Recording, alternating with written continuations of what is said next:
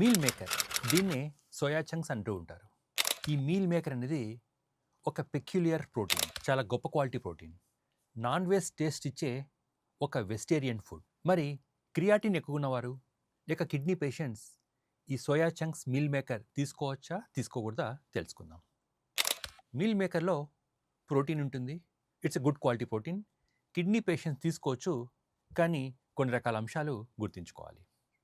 Number 1, meal maker వండేటప్పుడు ఈ soya చంక్స్ని కానీ మీల్ మేకర్ని కానీ ఒక 10 to 15 మినిట్స్ హాట్ వాటర్లో నానబెట్టండి. ఇలా హాట్ వాటర్లో సోక్ చేయడం వల్ల ఈ మీల్ మేకర్లో ఉన్న ఫాస్ఫరస్, పొటాషియం బయటికి లీచ్ అవుట్ అవుతాయి. తర్వాత ఈ వాటర్ని పారబోసి ఫ్రెష్ వాటర్లో తీసుకుని మరి సోయాబీన్ కర్రీ చేసుకోవచ్చు. 2, సోయాబీన్ తీసుకోవచ్చు, మీల్ మేకర్ తీసుకోవచ్చు, కానీ ఒక రోజుకి ఒక గుప్పెడి కంటే ఎక్కువ తీసుకోకండి. ఎందుకంటే too much amount of meal maker తీసుకున్నా మీ నెట్ ప్రోటీన్ కంటెంట్ పెరిగిపోవచ్చు. 3వది, మీల్ మేకర్ చేసుకోండి, మీల్ మేకర్ కర్రీ చేసుకోండి, కానీ దయచేసి దాంట్లో యాడ్ చేసే సాల్ట్ కానీ ఆయిల్ మీద కానీ మీకు కమాండ్ ఉండాలి. Too much of oil, too much of సాల్ట్తో చేసుకుంటే అది ఎలాంటి మంచి ప్రోడక్ట్ అయినా సరే దట్ విల్ బికమ్ అన్హెల్దీ.